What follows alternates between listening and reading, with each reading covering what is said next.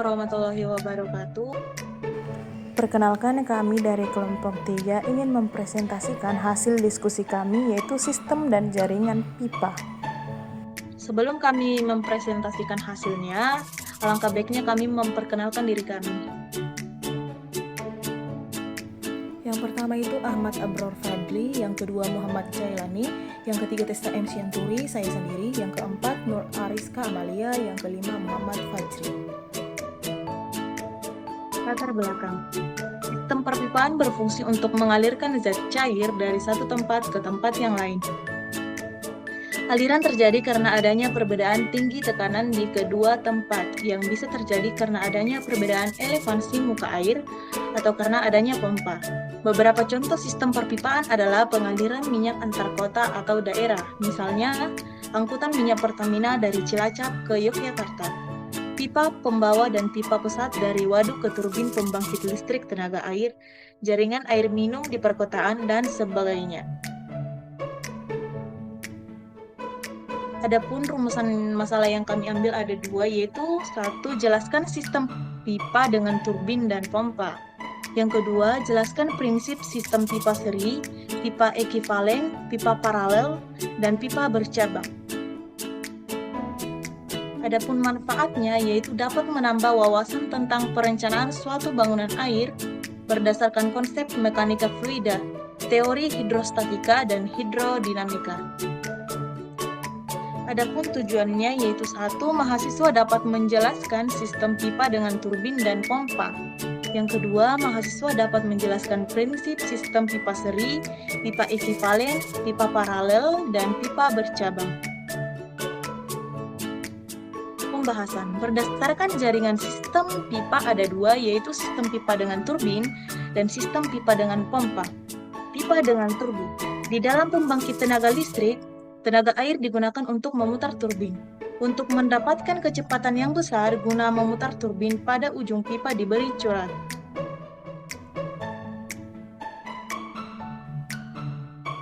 Terlihat di sini pipa dengan turbin. Dengan menganggap kehilangan tenaga sekunder kecil, maka di sepanjang pipa garis tersebut tenaga berhimpit dengan garis tekanan. Nah, garis tenaga turun secara teratur atau perlahan-lahan karena adanya kehilangan tenaga akibat gesekan. Di bagian curat, garis tenaga turun dengan tajam menuju ujung hilir curat, di mana tekanan adalah atmosfer. Bisa kita lihat pada gambar tersebut. Kemudian dengan menganggap kehilangan tenaga sekunder, diabaikan tinggi tekanan efektif H adalah sama dengan tinggi statis dikurangi kehilangan tenaga akibat gesekan HF, atau H sama dengan HS dikurang HF. Selanjutnya, kehilangan tenaga H diberikan oleh persamaan Darcy-Weisbach. Bisa kita lihat pada slide untuk persamaannya. Kemudian, mengingat bahwa V sama dengan Q per A sama dengan Q per 1 per 4 VD pangkat 2. Dengan demikian, tinggi tekanan efektifnya adalah H sama dengan HS dikurang 8 FL Q pangkat 2 per G V 2D pangkat 5. Daya yang tersedia pada curat dapat dihitung menggunakan persamaan D sama dengan H gamma. Selanjutnya akan dijelaskan oleh teman saya, Jailani. Baiklah, saya akan menjelaskan tentang pipa dengan pompa. Jika pipa menaikkan zat cair dari kolam satu ke kolam lainnya dengan selisih elevasi muka air seperti yang ditunjukkan dalam gambar di samping, daya yang diperlukan pompa untuk menaikkan zat cair adalah D sama dengan Q per gamma per mu, atau D sama dengan Q H gamma per 75 nu, dengan N adalah efisiensi pompa. Adapun prinsip dari sistem pipa terdiri dari pipa hubungan seri apabila suatu saluran pipa terdiri dari pipa-pipa dengan ukuran yang berbeda, pipa tersebut dalam hubungan seri dapat dilihat seperti gambar berikut. Dengan menggunakan persamaan Bernoulli, untuk titik 1 dan 2 pada garis aliran adalah Z1 tambah P1 per gamma tambah P1 Z per 2G sama dengan Z2 tambah P2 per gamma P2 Z per 2G tambah HF1 tambah HF2 tambah HF3. Pada kedua titik tekanan adalah H1 H2 dan kecepatan V1 sama dengan V2 sama dengan 0. Sehingga persamaan di atas akan menjadi Z1 tambah H1 sama dengan Z2 tambah H2 mu F1 tambah mu F2 tambah mu F3 Z1 dalam kurung Z1 tambah H1 kurang Z2 tambah H2 sama dengan HF1 tambah HF2 tambah HF3 atau H sama dengan HF1 tambah HF2 tambah H.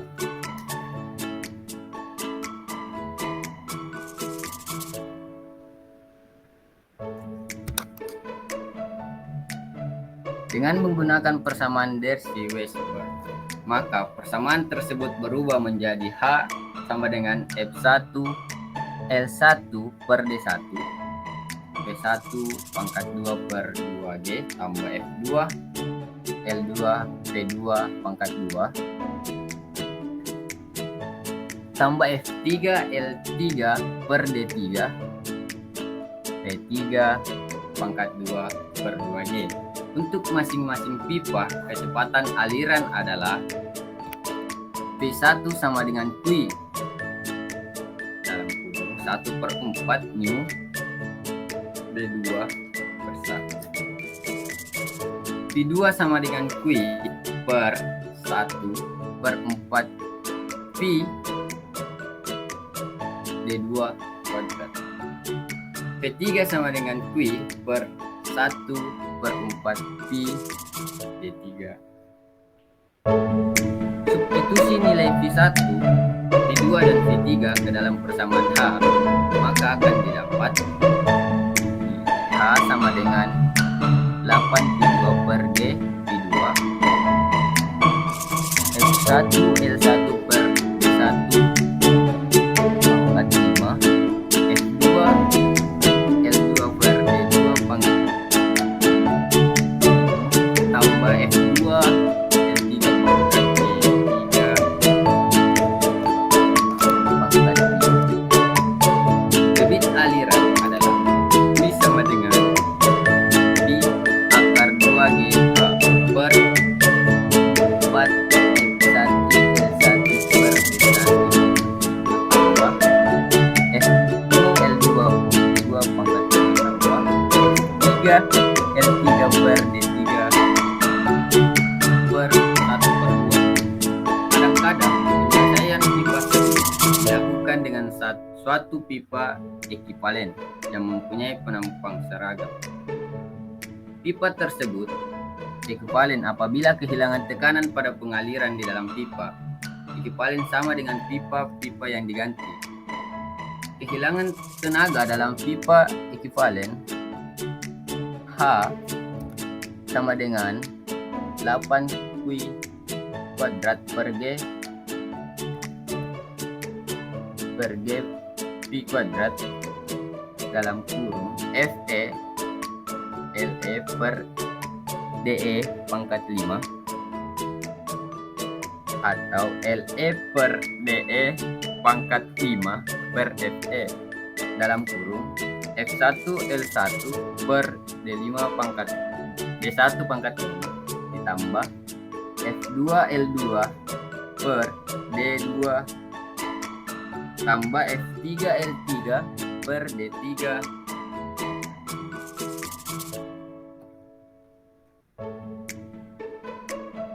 Baik, selanjutnya akan dijelaskan oleh pemateri selanjutnya.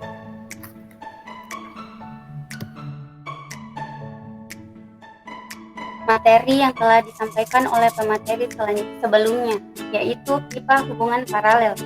Jika pompa menaikkan zat cair dari kolam satu ke kolam lain dengan selisih elevasi muka air seperti yang ditujukan dalam gambar di samping, maka persamaan kontinuitasnya yaitu Q sama dengan Q1 sama dengan Q2 dan sama dengan Q3, atau persamaan tersebut dapat ditulis dalam bentuk Q sama dengan 1/4 Pi V1 kuadrat kali V1 ditambah V2 kuadrat dikali V2 ditambah V3 kuadrat dikali V3. Untuk persamaan energi dapat ditulis dengan H sama dengan HF1 sama dengan HF2 sama dengan HF3. Persamaan energi juga dapat ditulis dalam bentuk H sama dengan F1 L1 per D1 dikali dengan V1 kuadrat per 2G sama dengan F2 L2 per D2 dikali dengan V2 kuadrat per 2G sama dengan F3 L3 per D3 dikali dengan V3 kuadrat per 2G.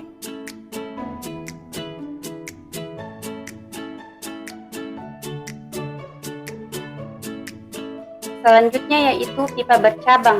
Jika pompa menaikkan zat cair dari kolam satu ke kolam lain dengan selisih elevasi muka air seperti yang ditujukan dalam gambar di samping, pada keadaan seperti yang ditujukan dalam gambar di samping dengan menganggap bahwa elevasi muka air kolam C sebagai bidang referensi dan menganggap bahwa elevasi garis tekanan di T di bawah elevasi muka air kolam B atau lebih besar dari H, maka persamaan aliran mempunyai hubungan sebagai berikut, yaitu persamaan energinya ZA dikurang HT sama dengan HF1 atau sama dengan F1 L1 per D1 dikali dengan V1 kuadrat per 2G, atau juga dengan ZB dikurang HT sama dengan HF2 sama dengan F2 L2 per D2 V2 kuadrat per 2G, atau juga dengan HT sama dengan HF3 sama dengan F3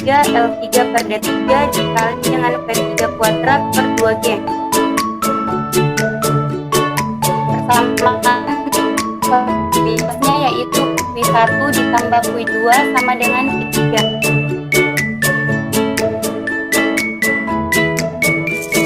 Analisis jaringan pipa ini cukup rumit dan memerlukan perhitungan yang besar. Oleh karena itu, pemakaian komputer untuk analisis ini akan mengurangi kesulitan. Untuk jaringan kecil, pemakaian kalkulator untuk hitungan masih digunakan. Ada beberapa metode untuk menyelesaikan perhitungan sistem jaringan pipa. Di antaranya adalah metode Hardy-Cross dan metode matriks. Baik, saya persilahkan kepada pemateri selanjutnya.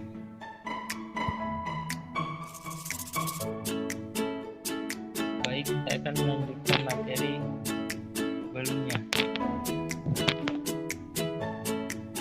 Untuk contoh soal, kolam A dan B dengan beda tinggi muka air 25 meter. Untuk kolam A lebih tinggi dari kolam B, dihubungkan oleh serangkaian pipa 1, 2, dan 3 yang dihubungkan secara seri. Untuk pipa 1, D1 sama dengan 30 meter, L1 sama dengan 600 meter, dan F1 sama dengan 0,016. Untuk pipa 2, D2 sama dengan 20 meter, L2 sama dengan 400 meter, dan F2 sama dengan 0,014. Dan untuk pipa 3, D3 sama dengan 24 meter, L3 sama dengan 450 meter, dan F3 sama dengan 0,18. Untuk penghilangan tinggi tenaga sekunder diabaikan. A. Tentukan debit pipa. B. Tentukan tekanan pada titik-titik sambung pipa jika jarak antara muka air pada kedua kolam dan sumbu pipa 10 meter. Rangkaian pipa dianggap lurus. Tentukan panjang pipa ekivalen terhadap pipa terpanjang.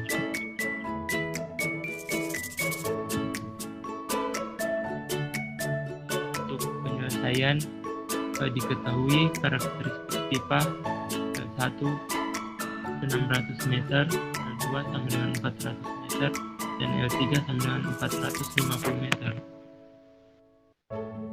Untuk D1 sama dengan 30, D2 sama dengan 20, dan D3 sama dengan 24. F1 sama dengan 0,16, F2 sama dengan 0,014, dan F3 sama dengan 0,18. Yang pertama yaitu mencari debit aliran samaan tenaga. A sama dengan HF1 sama dengan HF2 sama dengan HF3 sama dengan 8F1 L1 Q kuadrat per GP kuadrat D1 pangkat 5 ditambah 8F2 L2 Q kuadrat per GP kuadrat D2 pangkat 5 plus 8F3 L3 Q kuadrat GP kuadrat D3 pangkat 5. Untuk H itu sama dengan 25 sama dengan 8 kali 0,016 kali 600 per 9,81 kali Pi kuadrat kali 0,762 pangkat 5 Q1 kuadrat plus 8 kali 0,014 kali 400 per 9,81 kali Pi kuadrat kali 0,508 pangkat 5 kali Q2 kuadrat plus 8 kali 0,018 kali 450 per 9,81 kali Pi kuadrat kali 0,6096 pangkat 5 Q3 dikali Q3 kuadrat. Dengan persamaan kontinuitas Q sama dengan Q1 sama dengan Q2 sama dengan Q3, maka persamaan di atas menjadi 25 sama dengan 3,088 Q kuadrat 13,677 Q kuadrat plus 7,95 Q kuadrat. Maka 25 sama dengan 24,715 Q kuadrat. Diperoleh Q sama dengan 1,006 meter kubik per detik. Yang D yaitu tekanan pada titik sambung. Tekanan di titik C dan E dapat dihitung berdasarkan tinggi tekanan di titik C dan E, yaitu jarak vertikal dari kedua titik terhadap garis tekanan. Sebagai contoh, tinggi tekanan di titik C adalah PC per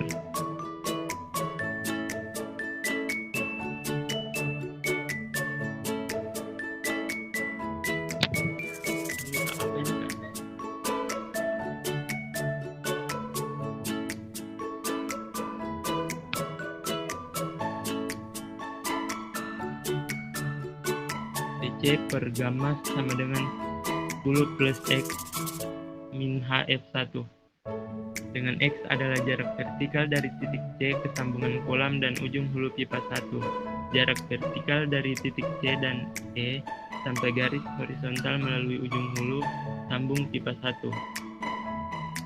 Untuk X sama dengan L1 per L1 plus L2 plus L3 dikali H sama dengan 600 per 1450 dikali 25 sama dengan 10,345 meter.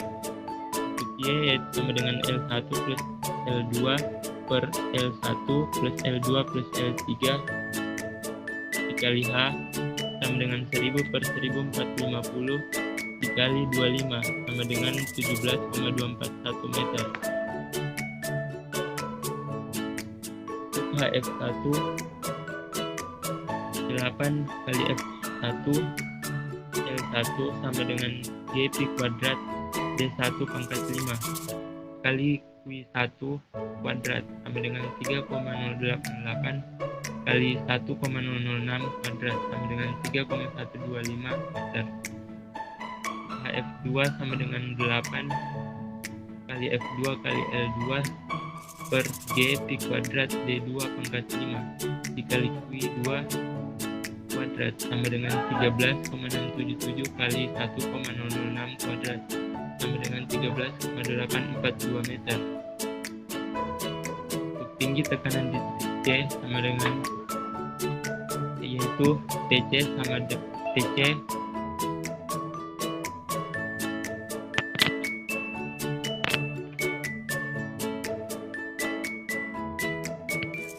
TC per gamma sama dengan plus X min HF1 sama dengan 10 plus 10,345 min 3,125 sama dengan 17,22 meter.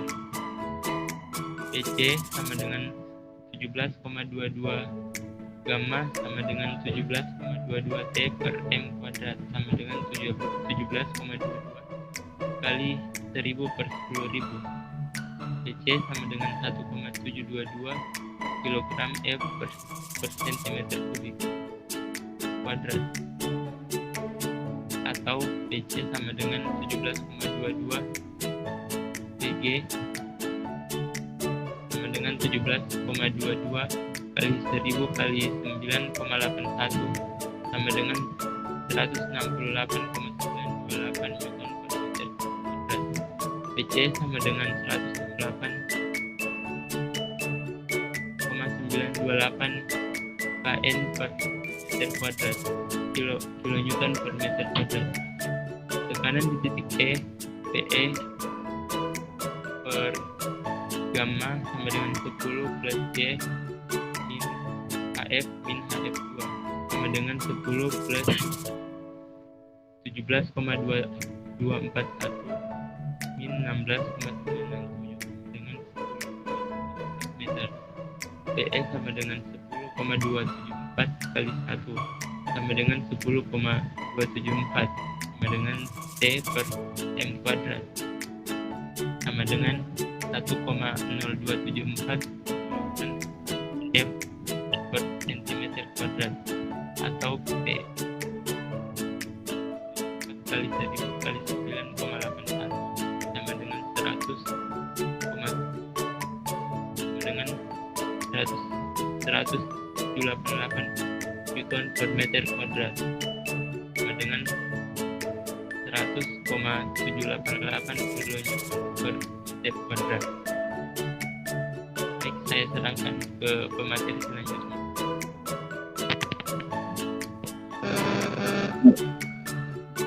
Baik, kemudian untuk poin ketiga.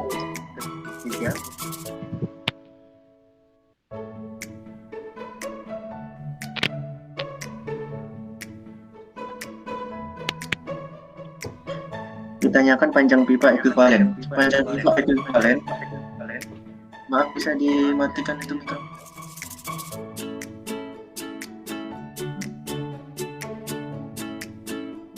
Rumus untuk menghitung panjang pipa ekuivalen dapat dilihat slide di atas, di mana L itu diameter, di mana L itu panjang pipa ekuivalen, lalu D adalah diameter pipa ekuivalen, sedangkan F adalah kekasaran pipa ekuivalen.